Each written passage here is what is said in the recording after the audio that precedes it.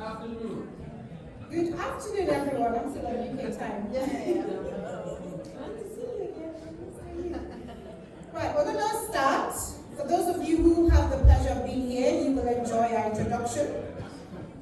For those who are outside of the room, you'll miss the introduction. Right? Right, can we invite you to come in, please? Come in, don't keep us waiting.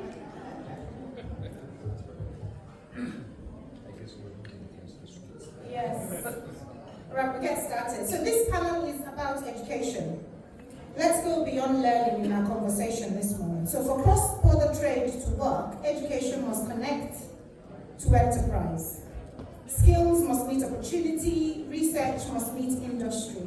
Young entrepreneurs must be connected to markets, finance, and practical support.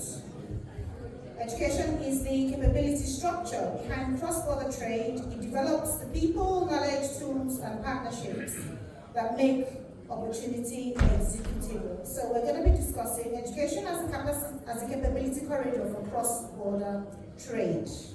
My name is Enakimio. I'm the CEO of Black Global. I help leaders and governments structure their ambition during growth.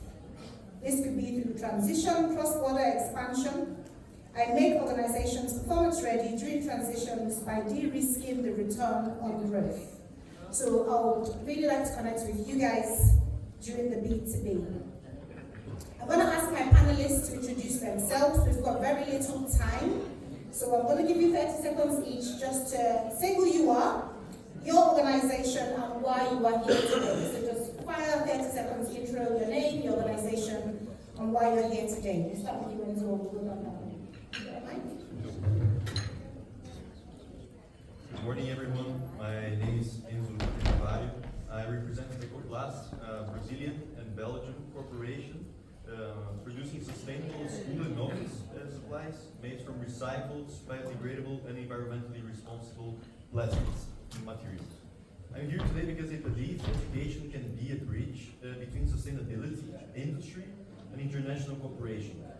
I am looking to connect with institutions, governments, universities, schools, and business partners who are willing to turn education projects into practical cross-border partnerships, and especially through school kits, school supplies, office supplies, circular economy initiatives, and local capacity building in Africa and Europe. Thank you. Thank you. Hello, good afternoon, everybody. Can you hear me? Yes. Yes. Okay. My name is Annelies, Verdoolaege. I work for the international office at Ghent University here in Flanders. At this university, I coordinate what we call the Africa platform. So that means that I am in charge of facilitating and enhancing academic collaboration between Ghent University and partners in Africa. So why am I here? At Ghent University we have very intensive collaboration with universities in Ethiopia. So that means that we have a huge network in Ethiopia and that we have a lot of academic expertise on or in Ethiopia. And we are very willing to make all of that expertise and all of these networks available to the private sector and to industry, so to you. So that's why I'm here. Thank you.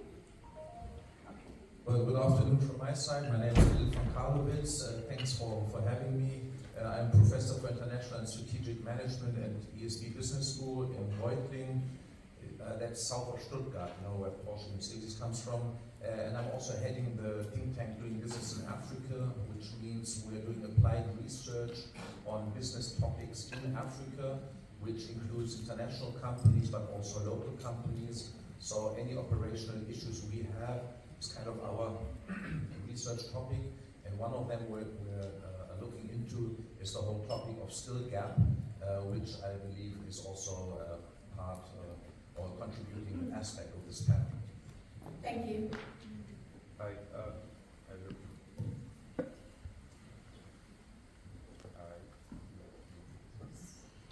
Hi, good morning. I'm Loïc from Close the Gap.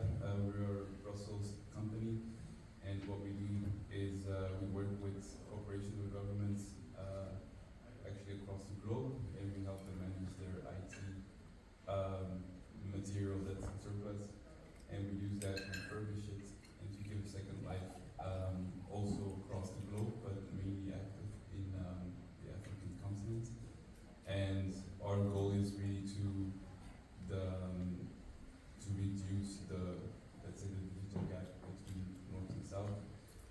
through digital inclusion, we believe that we can give equal opportunities to everybody. And yeah, why I'm here is we're mainly active today in, we're here, Kenya, South Africa, and Congo. We all have entities. But our mission is really to have digital inclusion everywhere across the globe, including Ethiopia, where we also have projects running today. Okay. Did you say your first name is Peter? No. No, you're not Peter. Peter is my colleague. And Okay, so what's your name? I'm Loïc, Loïc. Thank And you. I stepped in for Peter today. That's okay. I didn't think you were Peter. I don't look like Peter.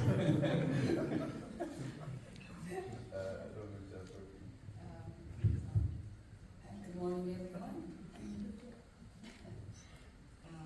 This is me, Samiya. I am one of the founding board member and president for the Ethiopian Young Entrepreneurs Association, and I'm the chairperson for the Alliance of Young Entrepreneurs Association Alliance, almost 22 African countries, and also I'm the executive director for the Global Entrepreneurship Network. When it comes to the young agenda, and I am all about startup, innovation, and entrepreneurship. Yeah, this is my CSR part, but I personally am founding member and managing partner for Godu Group, Child Investment. Yeah, so I am here to meet all the nice minds here when it comes to the entrepreneurship and innovation. Thanks to Thomas, he invites me for this panel, but I am here in the Benelux region to visit the entrepreneurship and innovation ecosystem. Thank you. Okay, perfect. Thank you. I'm going to be very quick. So Enzo, from your work connecting sustainability, enterprise, and education-related products, how can education partnerships create both learning value and commercial value across borders? Thank you. That's a great question. Education partnerships create value when they're not treated only as charity or procurement, but as capability building platforms. In our case of Ecoplast, sustainable kits is more than a set of products only. It can teach circular economy in a very tangible way and very practical. Students use materials coming from recycled materials and plastic, understand the value of waste, and see sustainability as something practical and in their daily school life. But there's also a commercial value. These projects create demand, open new markets, connect suppliers in institutions, and can lead to local assembly, skills transfer, and eventually local production. So education becomes a bridge between learning, sustainability, and cross-border trade. The ideal partnership is where an ideal partnership is one where the student receives better tools, the local ecosystem gains knowledge and jobs, and the company builds a responsible and scalable business model. Good one. Thanks, Enzo. That shows how education can create markets. When learning, sustainability, and enterprise are connected, education becomes a route into responsible trade, procurement, production, and partnership. So, Professor Vaughan, capability also has to connect to business strategy and internationalization. From your work on doing business in Africa, growth strategy and internationalization, what capabilities do companies need most if they want to trade, invest, or grow successfully across African and European markets? Thank you very much for the question. It's a very broad question, and I'm used to talk 90 minutes. so I'll try to cut it down to 90 seconds. Well, the capabilities, I think first of all, you have to be qualified for the job you want to do, just like anywhere in the world. I think sometimes that's forgotten in the discussion because in Africa everything is so special. Well, an engineer is an engineer, right? So I think it's very basic. I think what is really a big issue is sort of very often we find a mismatch between expectations of international companies, what they are looking for in terms of skills and capabilities. Yeah, so an engineer is not an engineer depending on how they are trained. So we do have what is called a skill gap, which needs to be closed. And also when we hear all those figures, youngest population, so many workforce, it's not just about numbers, it's actually also about quality in training and also the quality that is needed. Right? It's a demand and supply issue which we need to identify and which we need to close. So a lot of international companies see this skill gap, this mismatch, so they engage in training, and this is where we have the link. So you have different levels. You have the general education, the school system, and here I think as a result of relatively low revenues from tax income, the spending on education system by international standards is a bit lower in most African countries. But still that's not the main issue for employability. And then later, also the practical side, that's what we hear all the time, the practical side of an engineer, a mechanic, especially on the technical side, is lacking, which might also be the result of funding. You don't have the machines to train on site. And this is why a lot of companies engage in training also beyond their own needs. So to train the customers to be enabled to use the machines that they are actually buying. And we find a lot of examples from American, Benelux, European, Chinese, well, Chinese perhaps not that much, examples. So I think this is sort of you have the education plus companies typically need to do some training to gear them towards the actual requirements the company has. Okay, so what I'm hearing is there's a mismatch there in expectations. And would you then say that would come in through benchmarking? Would that be something to consider?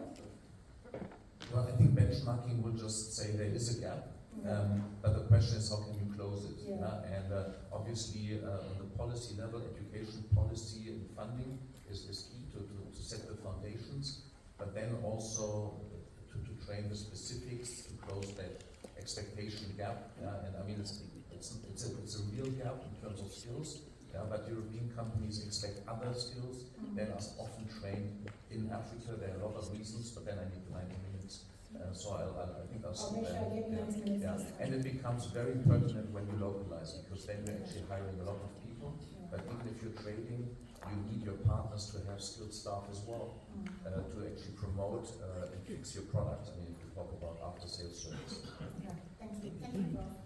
This is important because cross-border growth is a capability issue, like Prof has mentioned. Businesses need strategy, market understanding, adaptive business models, and leadership capability to operate across different systems. Now, Samiya, is that the right pronunciation? Samiya. This brings us to young entrepreneurs and the capability needed to turn enterprise ambition into trade readiness. Now, through the Ethiopian Youth Entrepreneurs Association, what do young Ethiopian entrepreneurs need most when international partners to become trade ready and investment ready? What do they need most? Investment readiness, because obviously most of our education system does not make the young entrepreneurs more ready for business, like beyond academic knowledge. Most of them, they lack how to do a business and how to be in the market, and they know already the problem, but defining the problem and articulating what's going on within the ecosystem is the biggest challenge. And most of the young entrepreneurs, they are one-person hustle, or it's like a side hustle with their education. So this is the challenge. They are not full-time entrepreneur, most of them. But the skill when it comes to being an entrepreneur and being young in a business, nowadays the things are changing, but before it is even the culture of business, like the culture of being an entrepreneur is very difficult. Beyond the ecosystem challenge, like having an enabling ecosystem that young entrepreneurs can experience and exercise their potential and having a market share in the ecosystem, like a policy gap. But beyond that, we young entrepreneurs still need a skill on how we are going to solve a problem, and not as in a local context only, but having an international exposure and experience to solve that specific problem. I think most of it is also aligned with the age, the experience, and also the mindset. Yeah. Thank you.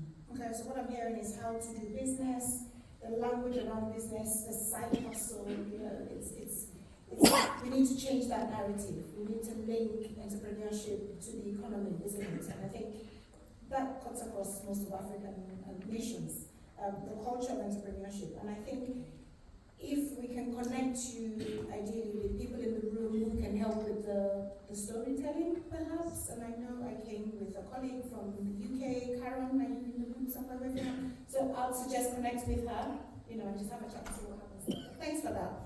Talent is already present, but talent needs access, structure, visibility, and the right partnerships to scale into trade and investment opportunity. Loïc, not Vitta. Digital access is now part of that education and enterprise infrastructure. Close the Gap works on digital inclusion and access to ICT. What role does digital access play in helping talent, schools, and entrepreneurs participate in cross-border opportunity? So the essence of what we do is basically move computer from point A to point B. But actually it's way more than that, because we see it as the digital inclusion gives access to information, first of all, but also access to a pool of stakeholders that you couldn't reach otherwise, like for people with side hustles, for example, you have easier access to your potential clients. So we see the education in that way, and it just gives people a more, actually we try to create a level playing field for everybody. And a tangible example of that is in Kenya we have, in Belgium we have a technical, not enough technically skilled people to do certain tech jobs. But in Kenya, for example, there's a surplus of those skilled people. And there's a company that we invested in, EYEA, who actually takes people from university, they train them, and actually they cross-border, they have clients here in Belgium that they help to build applications, for example. And that's the way we try to close that gap.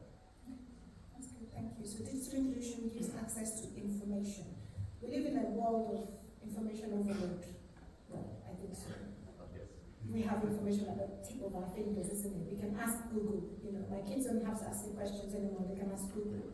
So how do we still have a gap with regards to information in your world? What do you think?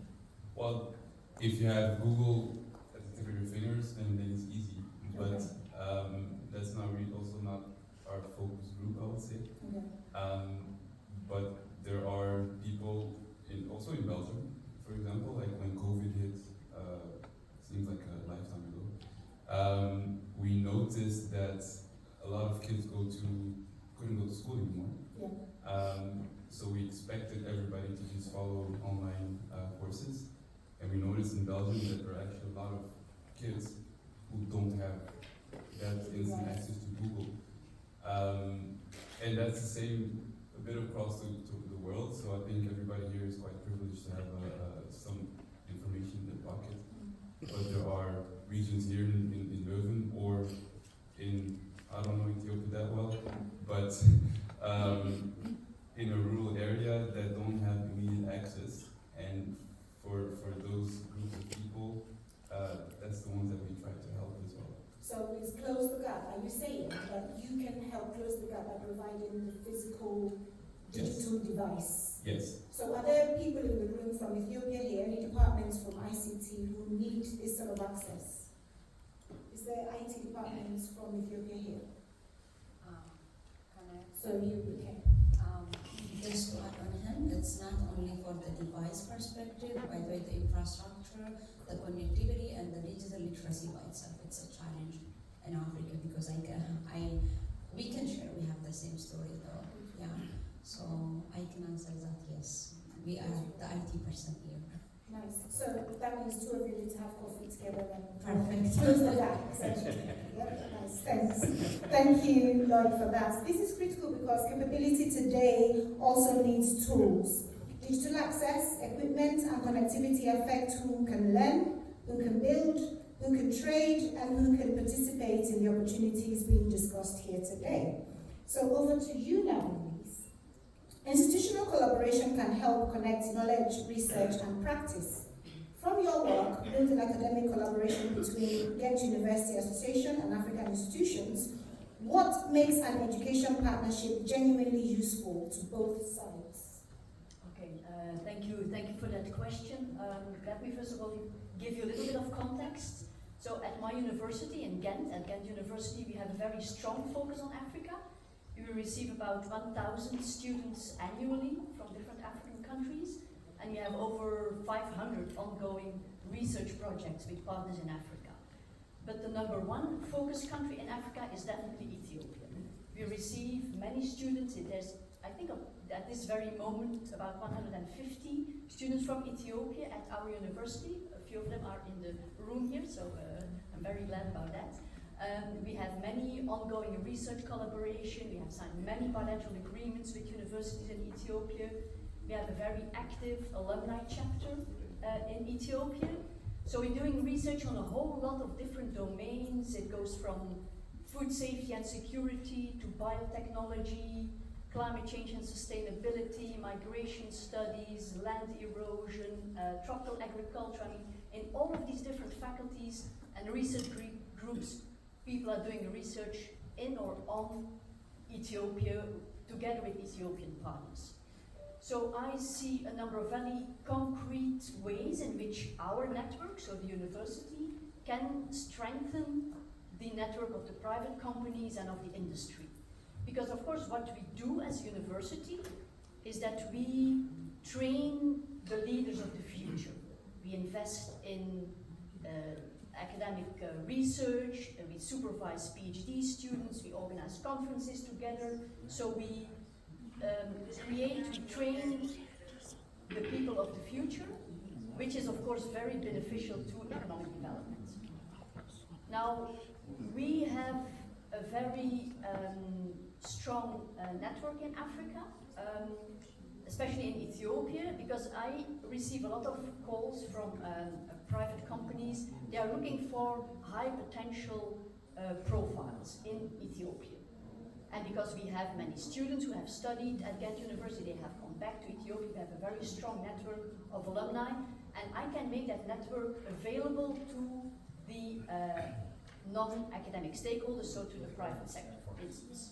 The other way around, universities are looking for internships, for placements for our students. So also in that way, our network can collaborate with the private sector and with industry. In addition, I have found out that right now, for a lot of projects, calls, funding applications, the collaboration between the private sector and universities is mandatory. When you look at European funding applications into innovation, research and development, they always ask for this collaboration with the universities. And I receive many emails, many calls of companies looking for a certain kind of academic expertise in our universities, so I can then refer them to the university, to the professors or the research groups in the specific faculties. And maybe one important final example that I would like to give you is the issue of joint labs.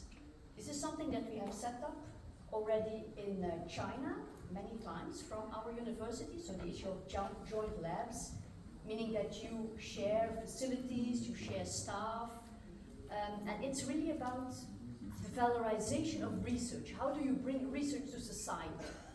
And we have a very strong tech transfer office at our university dealing with how to valorize research, how to turn it into spin-offs, into patents, to generate new companies. That is what our tech transfer office is taking care of. and they can apply it very effectively in Africa, for instance, under the form of joint labs. And finally, the asset of a university is that we are very good in generating ideas. That is what we do as a university. But we lack some kind of commercialization capacity. And that is where the private sector and universities can closely work together. So with any questions on how to collaborate with an academic institution, please reach out to us, to Ghent University. Get my contact details. We have a lot of expertise in Ethiopia. So, my guest. Thank you very much for that, Annelies. I think what I'm picking up from what you're saying is you do have a lot in place already, but I didn't hear you mention that you have any courses on entrepreneurship. Do you have courses on entrepreneurship? Yes, we have a faculty of economics and business management, so we have a lot of courses on economy. We do student exchange, we can have a set of joint courses together with industry. We have a lot of students, as I said already, at Ghent University, sometimes taking these courses, bringing that knowledge back to Ethiopia. So there are possibilities also. But is entrepreneurship itself? Yes, also in entrepreneurship. Because I'm just wondering whether the closing the gap and what you guys are talking about, whether there's a link there, because you're looking for the commercialization posters, you've got ideas, how to. So it might be that there's some sort of a marriage that needs to take place here. Yeah, we're looking for the valorization of our research. We do the training, we do the research, and then we want to bring it to society, and that's where we need to collaborate with the private sector. So again, that might be something to have a conversation around. Okay, thank you, Annelies. That brings us to a mutual value. Good partnership needs shared priorities, clear outcomes, institutional commitment, and a route for knowledge to move into practice. I'm going to open the floor now to any questions. Please keep them to questions, not statements. Keep it direct, 30 seconds, otherwise I shall ask them to mute the mic. So 30 seconds. That's a wonderful idea. Direct question, please. Thank you. Thank you, sir. Thank you, Excellencies.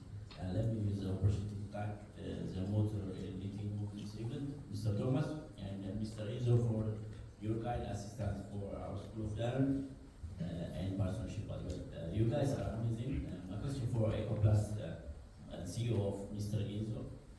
What concrete example of collaboration would you like to see between Ecoplast and the School of Diamond ahead within the next 3 years, and how would that prepare our students for a future in circular economy? I thank you. Did you get that? Questions for you. So between Ecoplast and what was it, Diamond? What did you say? Thank you for your question. A collaboration that I would like to see between Ecoplast and the School of Diamonds is a child-friendly circular economy learning lab for 200 children in your primary school. The objective would not be to teach circular economy in a very difficult and complex way, but to help children to understand through simple and practical activities that waste can become something useful again. Waste is not only something that you see on the street that is there as a problem. Well, it is, but it's also a new product. It is also money that is on the street with no use.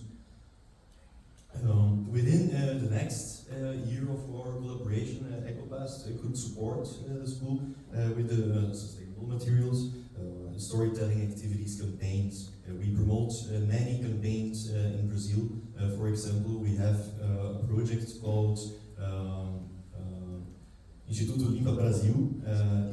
One of our main projects is we gather people, volunteers. Most of them are actually under 16, are around 12, 16-year-olds. And last year there was around 150 people, and we spent a whole day cleaning the whole coastline of Santos in São Paulo. It is the biggest port of São Paulo. And I think just in one day we could pick 300 tons of plastic. That's wow, that's amazing. So this is something that we would like to promote, these campaigns for awareness. Okay, so sorry to cut you into. So I'm going to suggest that yourself, I'm sorry, I didn't catch your name, sir. Well, if you guys can have this conversation through the B2B, and he has a need, you have the solution to make it happen. Yeah. Thank you. I just want to make a small comment. So after the lunch, we're going to do the B2B in this hall. Yeah, thank you. Right, next, one more question. Oh my God, I've got three. What do I do? We can do two. Okay, he's the boss. Great, thank you so much for the opportunity. My name is Godu. I'm from Thomas More University of Applied Sciences here, originally from Ethiopia, so I have a connection with the topic. Enzo, I'd love to talk to you because we have something to do together. Annelies, great to see you as well. My question was to the last two speakers, perhaps Samiya and a colleague from Close the Gap. Close the Gap has been doing so much with African universities, I know, in really narrowing the gap in device availability and access. It's my question now, it hasn't been mentioned as well. Do you foresee a gap in AI integration in Africa? And is there anything that would really strengthen the education with that? And are there any efforts from the entrepreneurs in that area? The big AI question.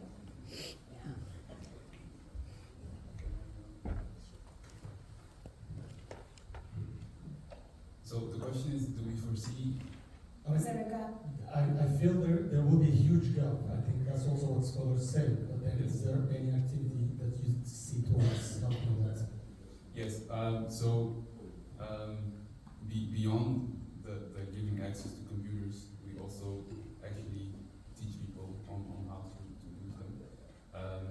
An example of that is we have started an incubator in Mombasa, and one of our incubatees is called Tech Kids, and it's actually a company that created a platform, a teaching platform, to teach people about how to access the computer. And today they also have a program on AI, for example. And we use Tech Kids, for example, when we have a project placement, like for example in Kibera in Kenya, which is I think the biggest one on the African continent. And we use Tech Kids to do the teachings of using computer and using AI. And we always have one designated person from that region who's who we train. And we have like a training for trainers program as well, so that we don't always have to be there, but there's one local person who's responsible for the education of the whole community. So that's a way that we implement the teaching of AI. But I do agree that it's going really, really fast, and at the moment we can't really keep up the pace. So it's something that we really need to focus on. So if I were to put you on the spot and say, what does Close the Gap need to close the AI gap, what would be your answer?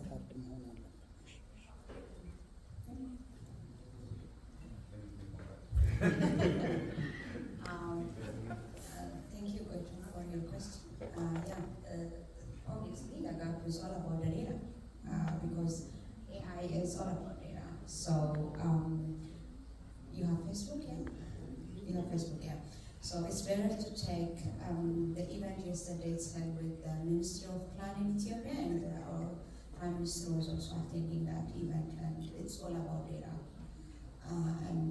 It's very important that we Africans, especially when it comes to East Africans, we have an Arab community, and at the same time, we need to have a data. So without data, AI is nothing, you know that. So we need to feed for the AI about what's going on in the ground. For example, if you really want to be an entrepreneur with an agriculture, like an agri-tech, you need to have a data about the land, you need to have about what kinds of plants we have, and the soil, the fertilizer that we are using so far. So as an entrepreneur, yeah, AI is perfect, and it makes our business so easier and competitive for the global market, but we need to have the data. So the gap is the data when it comes to the African ecosystem. Thank you. Do we have any AI experts in the room? Oh,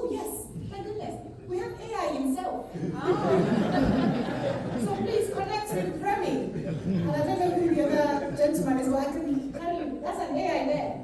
So he can close the gap. So the AI guy, is that the gap? The data is the gap, yeah? Am I correct then? Yes, that's part of the gap. Thank you. I already see 2 B2B meetings confirmed. Okay. Thank you very much. My question is just directly goes to the Ecoplast. This is a little bit technical. We are working good job. But my question is, how can just we Africans effectively tackle the challenge of waste segregation at source? Because smart integrated solid waste management issue, this type of problem is very prioritized. So that's my question. And what practical business models can be implemented on the ground to overcome these issues in your side, and especially in Belgium? And also additionally, given that the recycling business requires persistence and demands that we think about generations beyond our own immediate interest, what incentive mechanisms have you implemented to ensure long-term commitment and intergenerational responsibility? Because this you are talking about to go to the abyss and want to just do some models on schools. So how can you just plan to integrate these issues and so on? Okay, the first question was about waste segregation. Source. So you referred to the separation of each type of plastic that goes through the recycling process to extrusion and then factory, which transforms the plastic. That's right.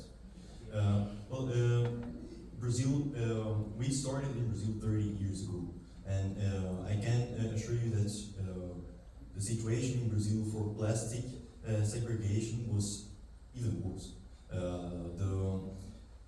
However, the government and also the economy in Brazil is really informal. People needed to make more money while having a job. So something that they saw was, I can pick the plastic on the street and sell plastic to waste management facilities.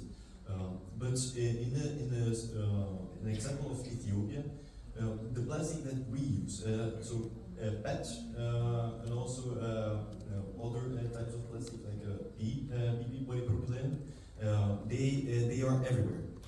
Those are extremely common types of plastic. So it's not difficult for you to segregate those plastics because they are the essence of the commercial products today, like plastic bottles, plastic caps, packages. So that's not something difficult. The most difficult thing is to sterilize the plastic, because normally when you have poor waste management, then the plastic is very contaminated.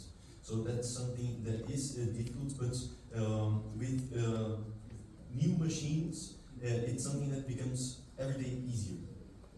And for what I could see in Ethiopia, then I don't think that this would be much of a big problem because of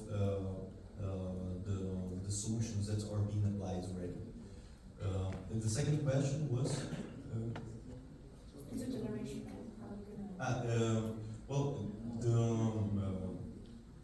What we teach and what we want to show in schools is that when you recycle plastic, you can see what the plastic that you're recycling turns into. This is a ruler that is made of 2 bottles of 2 liters of plastic, just like 2 bottles of 2 liters of Coca-Cola. So the student, when the student gets this in the classroom, the student is not going to learn what it is made and why you should recycle plastic, but the student is also going to take it home. So they can show their parents why they should recycle and why they should take care of their waste and do it the correct way. So this is transmitted generation to generation. That's something that you can see already in Brazil with the numbers that are climbing of recycling, the recycling index. We had, I think it was 8.5% of recycled that was being plastic that was being recycled 30 years ago. Now it's 55.7. So it's a big growth. And this is the effect that 6 million students in Brazil that we help every day get better tools. This is the effect with other generations, because when you're teaching, it's always easier for you to teach children because they are they're growing up. When you teach them, they will grow up with this information. And every child, for example, in Brazil, they are curious. They like to share this information. They share with their friends, with their family. So this transcends the generation board. Sorry, I like to give very long So in essence, what we teach them in school, they go home and then that transcends as well to their carers. So that's how they're doing it. Thank you. So we have one last question on AI. The gentleman over here as well has a question. So can we take the 2 questions and Okay, answer them at the okay. same time? Because you are doing such a wonderful job. Thank you, sir. Thank you, sir. Good afternoon, everybody. This is a question for the gentleman on the right from Close the Gap. So my question is, do you think it would be more efficient to digitize the AI learning process with the aid of chatbots as opposed to traditional human-to-human learning?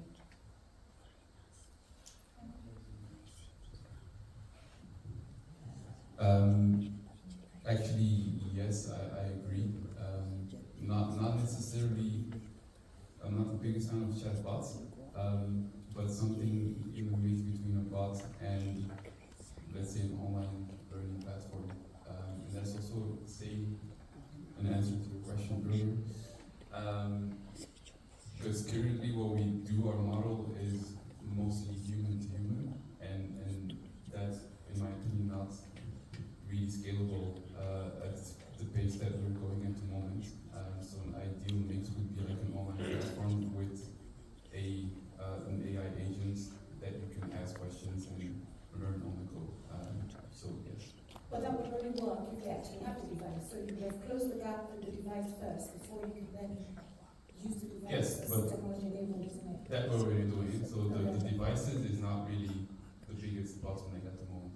Okay. The bottleneck is really like how we're going to scale the digital inclusion. Makes sense. Thank you. Final question. Fine. My question goes to Annelies. You mentioned that we are working closely with the private sector and we are cross-fertilizing knowledge and experience. So how do you steer it? How do you manage it? The humanities, yes, that's always a tricky question. We do a lot of interesting research within the humanities, also in Ethiopia, for instance, within the Department of Literature or Linguistics, studying languages, studying oral literature, for instance. There's a very interesting project that we have with Jima University on oral literature, and a lot of the humanities is actually on how to live together, how to identify as a human being in your society, how to identify with your language, so how to behave as a human being in your society. That is the essence of what many domains within the humanities are about. And so we do a lot of that research in collaboration with Ethiopian partners. And of course, a lot of the activities in African countries is on agriculture, is on medicine, is very applied kind of activities. That is also what a lot of businesses and companies are doing in Africa. But I often hear people in these applied domains, like in agriculture or in medicine or in private companies, when they go to Africa, they say, in order to really understand the people and effectively work in this context, we all need to be an anthropologist and we all need to understand the language and the society, and that is where the humanities come in. They can assist all of you to try to understand the culture better and work in a more effective way. Thank you for that. I'm going to have to wrap this up. What I'm taking from this conversation is simple. Trade needs capability. The opportunity between Ethiopia and Benelux is real, but it needs skills, research, digital access, enterprise readiness, and clear routes from learning to work, trade, and growth. As we move forward, I encourage everyone to think beyond who you want to meet. think about what needs to be structured next. A partnership, a program, or a pilot that can move capability into opportunity. Often when we have these trade events, we just talk. Let's move from the talk shop and actually have the conversations that move us forward, so that by the time we come back next year, we can testify to the connections and opportunities we have created for both economies. Thank you to our panelists. Please give them a round of applause. And thank you to you.